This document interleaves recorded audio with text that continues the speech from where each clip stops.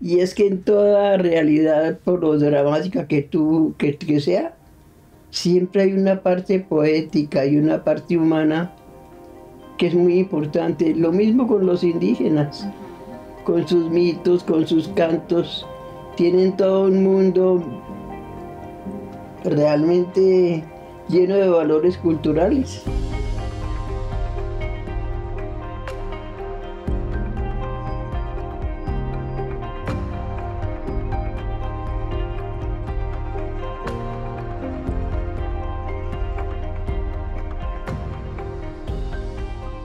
O sea, es una larga historia de muchos años.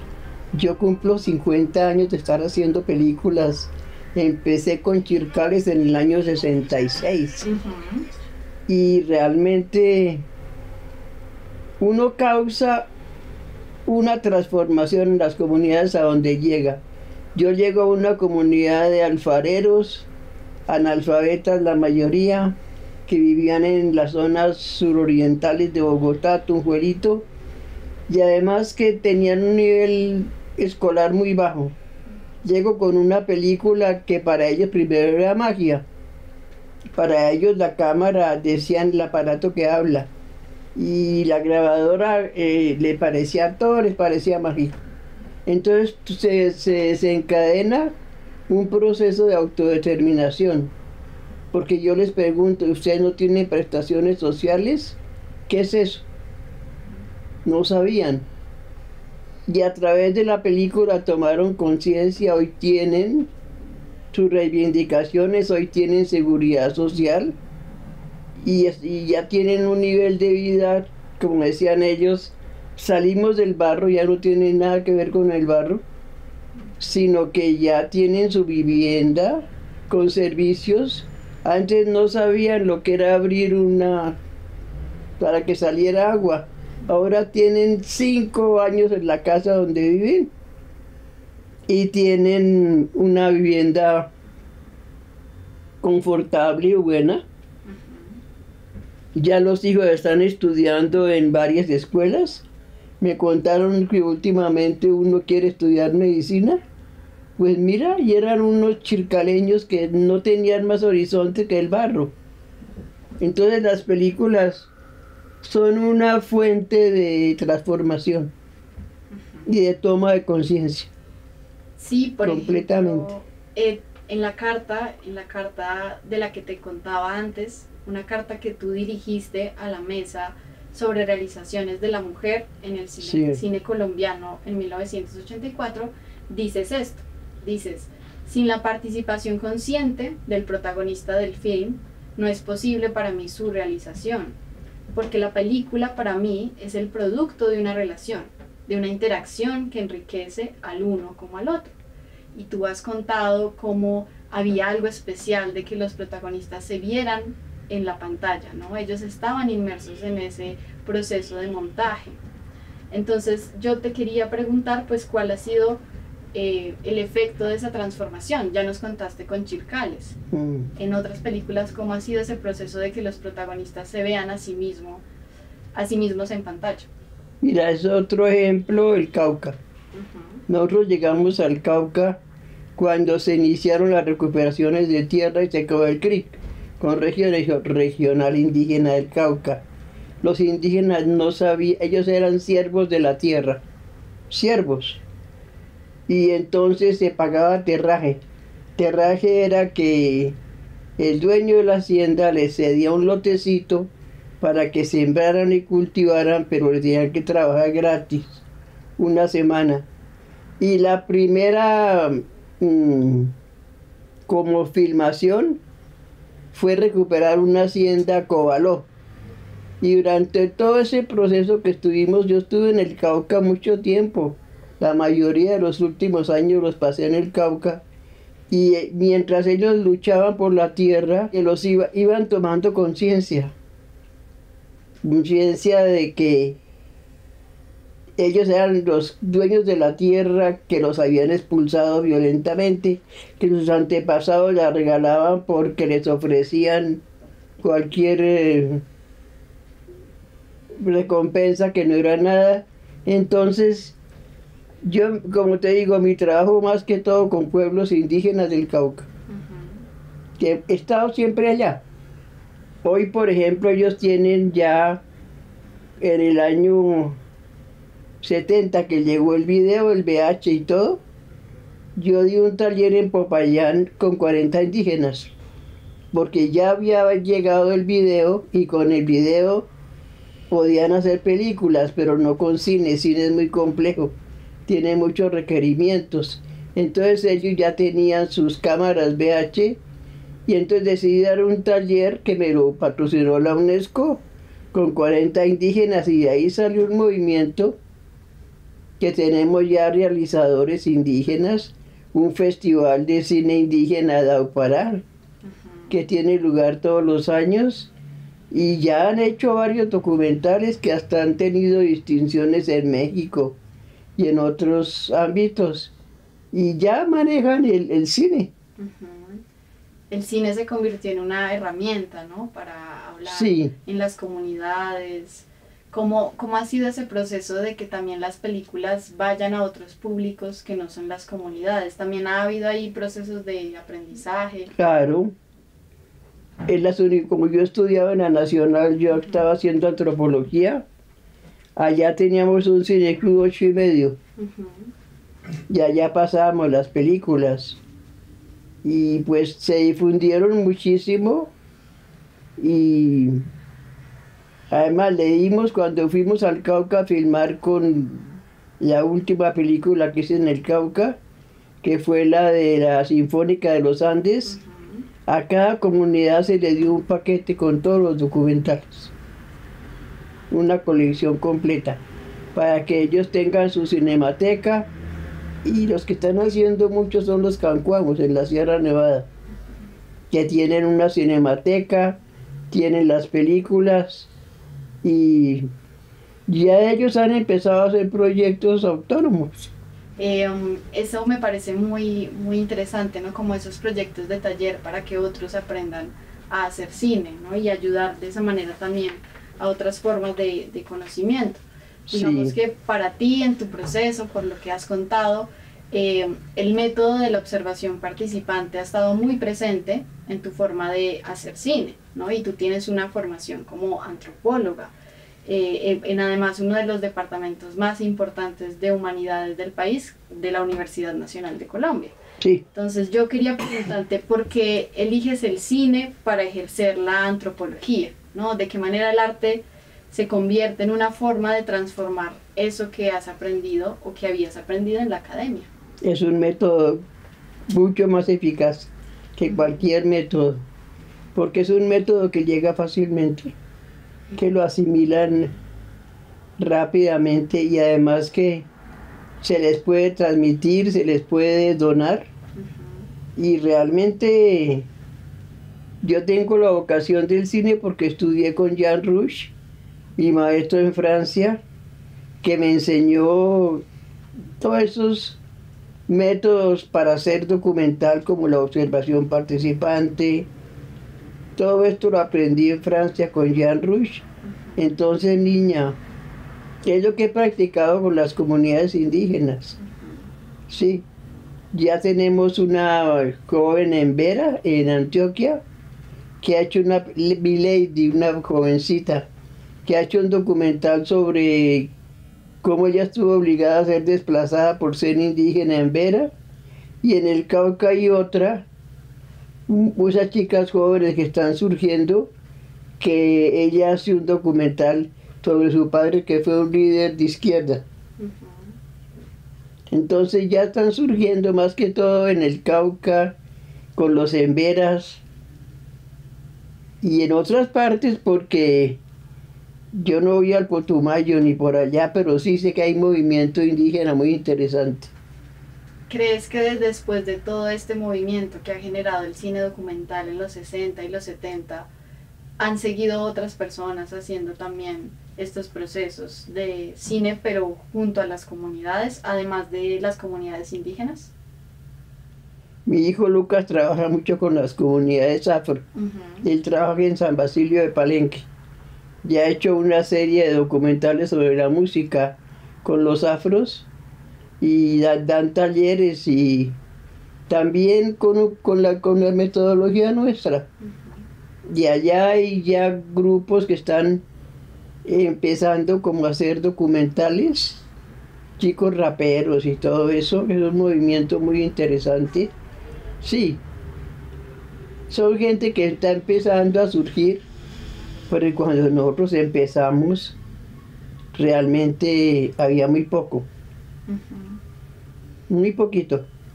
Y ahorita tienen mucha difusión y el cine colombiano ha obtenido espacios en festivales internacionales, en foros internacionales y ya se ha dado a conocer mucho que hay un cine colombiano.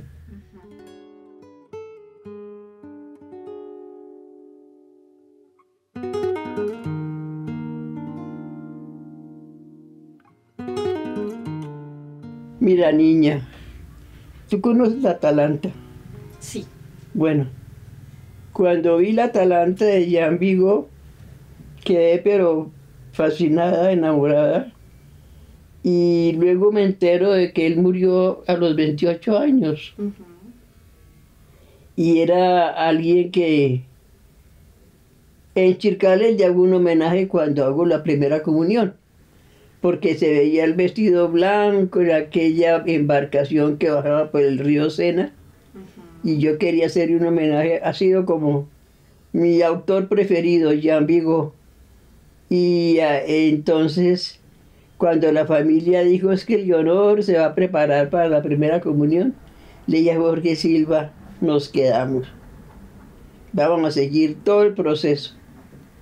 Y pues mira, una película que tiene Paloma de Oro, que tiene muchos premios internacionales, que es muy conocida.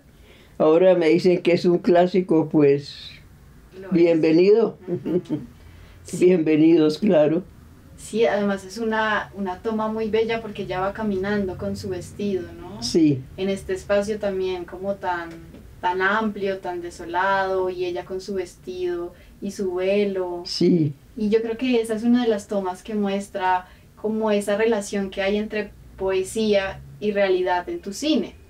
Y es que en toda realidad, por lo dramática que sea, siempre hay una parte poética y una parte humana que es muy importante. Lo mismo con los indígenas, con sus mitos, con sus cantos. Tienen todo un mundo realmente lleno de valores culturales. Y eso es muy bello, ¿no? Lo que tú dices de poder rescatar, a pesar de una realidad desoladora, la poesía de esa realidad. Y lo lindo que yo observaba en esa familia, ellos fueron como 12 o 13 o 14, allá se tenían muchachitos, uno se faltaba 2 años y ya había mucho muchachito. Y ahora que con el COVID murieron algunos, siempre han sido muy unidos. Yo nunca vi que hubiera rivalidades o encuentros, no, han sido muy solidarios, muy unidos. Ahorita hubo un homenaje muy lindo por los derechos humanos en el Teatro México, en que vinieron la familia Castañeda, vinieron, y realmente es precioso ver cómo esa familia no ha perdido la convivencia, ser hermanos, ser solidarios. Eso es muy hermoso. Son valores que tiene el pueblo colombiano que es realmente valioso. Entonces, por ejemplo, en nuestra Voz de Tierra, Memoria y Futuro, también hay esta presencia de la tierra, ¿no? De quién es la tierra, y cómo eso también tiene una relación con la cosmovisión indígena. Claro, completamente. Nuestra Voz de Tierra, Memoria y Futuro fue un trabajo extensísimo. Uy, ahí le metimos como 5 o 6 años y realmente ahí los indígenas aprendieron a hacer documentales. Si los Silva hacen películas, ¿por qué nosotros no? Además ha llegado el video, que el video les facilitaba muchísimo asumir la imagen. Claro. Y di un taller, como te digo, con 40 indígenas Y ahí tengo ya alumnos que están haciendo trabajos muy importantes. Qué bueno, y que también se ve en la película ese proceso como de aprendizaje Sí, del movimiento indígena. claro. También ahí está presente mucho esta idea de poética y realidad en la figura del diablo, ¿no? El diablo Ah, claro. terrateniente. ¿Cómo fue esa elección de ingresar la ficción en Es la que realidad? mira, allá generalmente en el Cauca, de noche en las cocinas se cuentan mitos. Ujú. Y yo escuché un mito de que se habían perdido dos reses y que se las había llevado el diablo.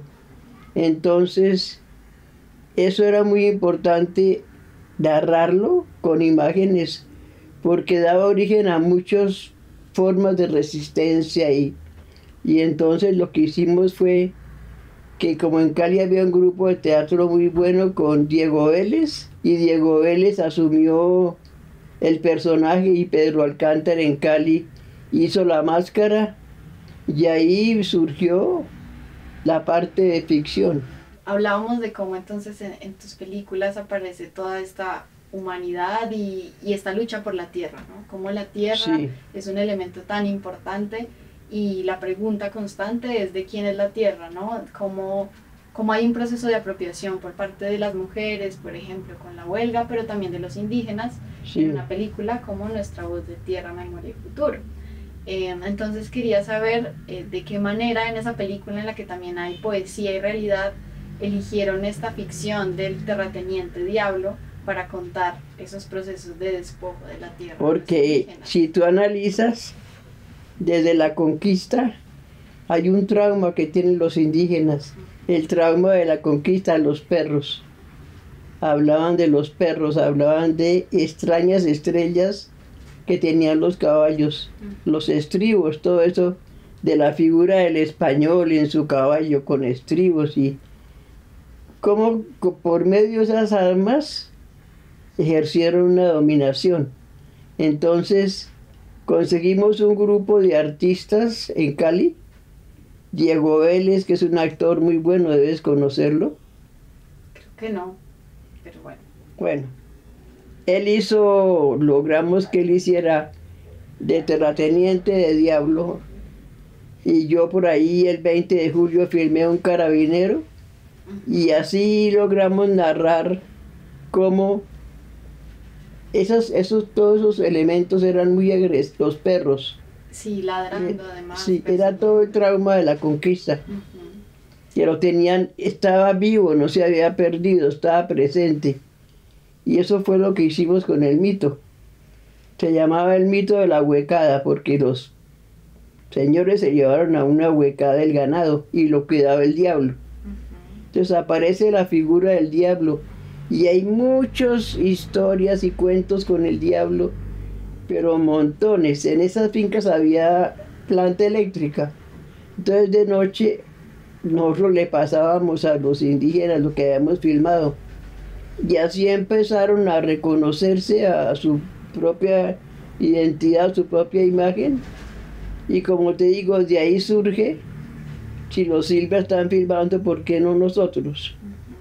Y justo llega el VH, que eran cámaras muy sencillas de manejar, y empezaron a filmar ceremonias, eventos, y así arrancó el video en el Cauca.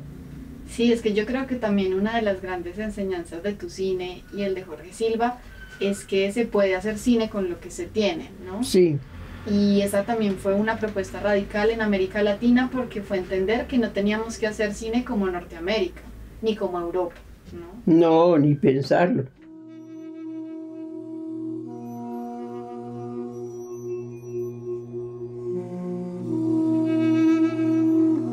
Entonces, ¿cómo fue ese proceso de darte cuenta que podías hacer cine con lo que tenías a la mano, en esa época además? En la práctica, su merced, Ujú. practicando. Tú encontrabas que cuando di el taller que traje de Bolivia a Iván Sanginés y traje un cineasta ecuatoriano que era muy bueno y cada tallerista tenía que hacer un cortico Ujú. y ya ellos empezaron a aprender edición aprender cámara. Y ahí salieron 3 documentalitos como producto del taller. Sí. Y eso les dio herramientas para hoy tener un movimiento de cine indígena. Una de las como valores de este cine, y que yo también lo he visto en el cine indígena, es la memoria, ¿no? Recuperar Mucho. la memoria. Muchísimo. ¿Cuál crees que es esa relación entre la memoria y el cine? ¿Por qué usar el cine para recuperar memoria? Porque el cine es la mejor herramienta. Tú, mejor dicho, por medio del cine puedes llegar a territorios que con otra herramienta no llegas. El cine tiene una gran riqueza para motivar a la gente a querer narrar historias, narrar cuentos, narrar memorias. Y yo practico mucho la observación participante. Como soy antropóloga, entonces yo me fijo en los detalles de qué están recuperando, qué valores, qué imágenes, qué principios, y a base de eso trabajo. Sí. Además que tienes un gran trabajo antes de empezar a filmar, ¿no? Hay un trabajo detrás bien importante. Yo nunca llego a filmar de entrada. Nunca. No tengo esa, porque es como aproximarte poco a poco a conocer una realidad y llegar así, usted porque está aguantando hambre, usted porque está entre el barro.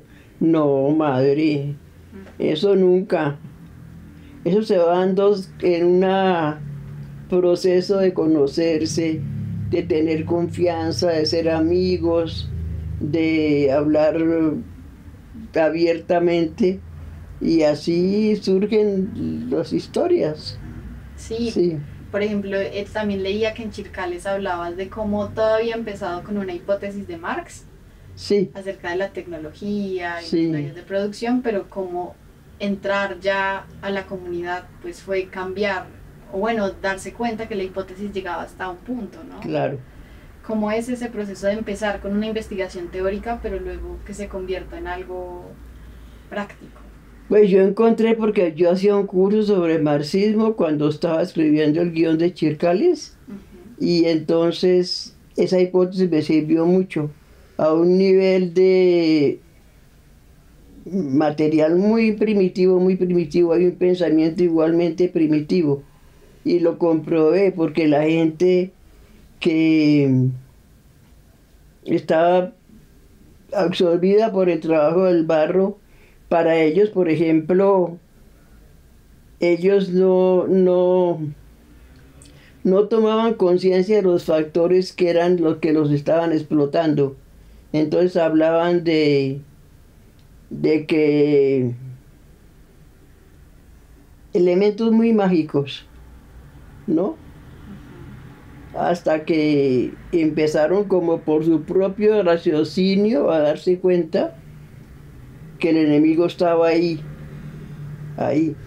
Porque, por ejemplo, ellos decían, en el principio de Chircales, el padre dice, soy liberal por la sangre que hubo en la guerra.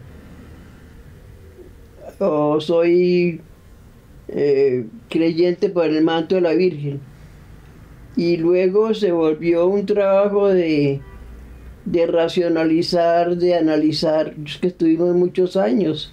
Para hacer Chircales metimos como 5 años. Nuestra Voz de Tierra fueron como 7, que la mayoría del tiempo yo viví en el Cauca. Claro, han sido películas de largo aliento. Sí, de largo. Luego me tocó trabajar cuando falleció Jorge.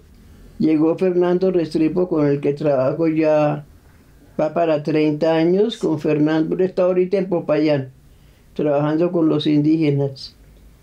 Y ya fue como otro nivel de convivir con las comunidades. Me tocó, fue en Urabá. Me tocó la época de más violencia del paramilitarismo, y me tocó la época en que mucha familia salió desplazada violentamente, perdiendo todo, perdían toditico y los metieron en un coliseo en turbo 42 grados como 800 familias, filmar con ellos, acompañarlos hasta que retornaron. Y eso fue otro proceso muy extenso sobre desplazamiento y la violencia. La violencia, porque cada vez que nos tocaba filmar, yo trabajaba con una organización internacional holandesa, Oxfam, y entonces nos avisaban, esta semana no se puede entrar porque hubo una masacre. Y entrábamos después de la masacre. Y entonces era como acompañar, hice 3 historias, una de Marta Palma que muere porque el desplazamiento le quita el esposo, el ranchito, lo que tenía y la desplazan a turbo y no aguantó y murió de pena moral. Soraya Amor no es olvido que le matan el esposo, queda con 6 hijitos y con ella filmé durante eso todo me tocó con Fernando ya. Y luego edité con Felipe la toma de Milenio, sobre la toma de la Cruz Roja aquí en Bogotá. Y así hemos seguido haciendo documentales. Hasta el presente tenemos como 10 documentales realizados. Sí, sí, es un trabajo continuo. Yo veía hoy tu filmografía y es impresionante cómo no has dejado de seguir trabajando en el documental. Ahí seguimos. Sí. Política, ya salimos de esos temas y estamos haciendo un tema que van a decir insólito, los hippies. Ah, sí. Sí. ¿Y dónde lo están haciendo? Aquí en Chapinero, porque ese fue el territorio de los hippies, Chapinero. Y como mi marido lo nombraron fotógrafo de los hippies. Hay unas fotos de hippies en este libro. Sí. Entonces, estamos trabajando sobre la memoria de los hippies y todo lo que es la historia del rock and roll y todo eso. Porque también hubo muchos valores, poetas, pintores, cronistas, y estamos recuperando esa memoria en este momento. Sigue habiendo un proceso de eso, de rescatar historias y pensamientos de ciertas comunidades. Sí, completamente. Ahora que hablas de Jorge Silva, yo quería preguntarte acerca de su pensamiento, acerca de lo que ustedes hacían, ¿no? Y del proceso educativo que había ahí. Yo, por lo que entiendo, Jorge Silva fue un autodidacta. Sí. Entonces, ¿de qué manera veía él el cine que ustedes hacían y la educación que había a través de ese cine? La historia de Jorge es una historia, pues él es hijo de Anita, que es como una empleada del servicio doméstico. Y como las casas de Bogotá no querían tener empleadas con hijitos, lo mandan al amparo de niños. Y él tiene que educarse en el amparo de niños y ahí sale, trabaja como albañil para ayudar a la mamá y me encuentra a mí. Entonces me acompaña y yo le digo, porque él había hecho una película, Los días de papel, que era sobre su infancia, la miseria, la pobreza. Y yo le digo, estoy buscando un fotógrafo para un documental en el sur. Me dice, yo la acompaño. Y ahí surgió mi marido, el padre de mis hijos y mis películas. Todo junto también, fue una obra hecha junto a Jorge Silva. Sí, ¿no? sí. Sí, es una obra que hicimos los dos. Y supongo que, claro, después de su muerte, él siguió muy presente en toda esta realización. Claro, siempre está presente. Él está muy presente porque es que él murió muy joven, 46 años. Y pues tengo a mi hijo Lucas que me acompaña, me ayuda, es mi protector. Hoy se fue a una cosa, él trabaja con las comunidades afro. San Basilio de Palenque, ha hecho unos documentales muy buenos sobre un músico afro, El Brujo, un largometraje que es precioso, un trabajo muy lindo. Luego hizo algo sobre las marimbas por allá en el Pacífico y ahora él está haciendo un trabajo de la música de San Basilio, con los músicos de San Basilio de Palenque. Sí, también heredó como esa vena documental de completamente. sus padres. Sí, Qué bello que además sea con otras comunidades, ¿no? sí, Porque lo que hay son comunidades con las que interactuar, sí, sobre las que escuchar historias. claro. Mi hija Milena Sino, ella es violinista y ella vive en Nueva York y trabaja allá. Bueno, ahí estábamos hablando de la figura de Jorge Silva y yo creo que otra figura importante también tu proceso creativo y artístico ha sido Camilo Torres, ¿no? Camilo ha sido vital. ¿Cómo ha sido esa influencia de Camilo Torres en tu proyecto artístico y educativo? ¿Qué fue lo que aprendiste de Camilo Torres? Primero que todo, Camilo estudió sociología en Lovaina. Cuando regresó a Colombia en el 60 y algo, se creó la Facultad de Sociología en la Nacional y él era maestro de metodología. Y fue él el que nos dijo, vamos a crear un grupo, estaba muy de moda la acción comunal, vamos a crear un grupo para trabajar en un barrio del sur. Conseguimos una casa, una casita allá en Tujuelito, y yo tenía una escuela dominical para alfabetizar niños. Y me llegaban los niños de los chircales, sin ninguna escolaridad porque les tocaba desde que cargaban un ladrillo esclavizarse. Y esos niños empezaron a aprender a leer, a escribir. Y ahí Camilo era vital porque Camilo estaba ahí con una fundación que atendía todo lo que eran problemas de la gente, los más inmediatos. Era muy generoso Camilo. Yo me acuerdo que allá para atender a alguien en un hospital le tenía que donar sangre y Camilo estaba ahí listo que yo dono sangre. Él nos enseñaba a una entrega absoluta para ayudar a la gente que tuviera alguna urgencia, alguna necesidad. No, Camilo sí es eterno. Y nos ha ido muy bien porque la película ha sido un éxito, sino que lo diga Gabriela. ¿Cuánta gente la ha visto? Más de 5.000 personas. ¿Cuántas? Durante su tiempo en salas, que estuvo en un tiempo de más de 3 meses, fueron más de 5.000 personas. No tengo aquí la cifra exacta, pero para una película de ese tipo es muy bien. Imagínate. Claro, claro, además porque es una figura que se está recuperando también en ese proceso. Eso es lo que yo estoy feliz porque se está recuperando. Estamos recuperando el nombre de Camilo, porque toda la gente era el cura guerrillero. Yo no quería caer en ese esquema. Yo le dije a Broderick, que tuvimos una charla con Broderick, le dije, Broderick, yo no comparto decir el cura guerrillero. Él fue sociólogo, dejó una memoria enorme en cuanto al campo de la investigación, que murió demasiado pronto, pero ahí está, lo estamos reviviendo con este documental.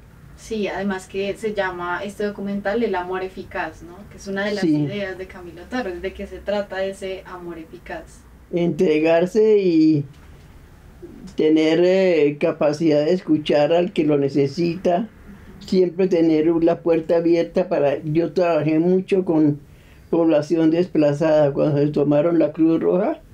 Aquí en el norte estuve con ellos como 3 años y realmente la gente te busca porque necesita ayuda y tú no vas a cerrarle la puerta a alguien porque es desplazado. O sea que ahí estamos. Y bueno, ahí me acuerdo de una pregunta más que quería hacer antes de la última, y es esa relación con las mujeres, que me parece que en las películas aparecen como mujeres poderosas, ¿no? O sea, mujeres que reconocen su situación, que hablan también desde lo que piensan y que también se van convenciendo sobre su fortaleza. ¿Cómo ha sido trabajar con las mujeres en tus películas? Pues ha sido según la comunidad, porque una comunidad indígena es muy distinta a una comunidad urbana. Una comunidad indígena tiene el concepto comunitario, tiene el concepto de grupo.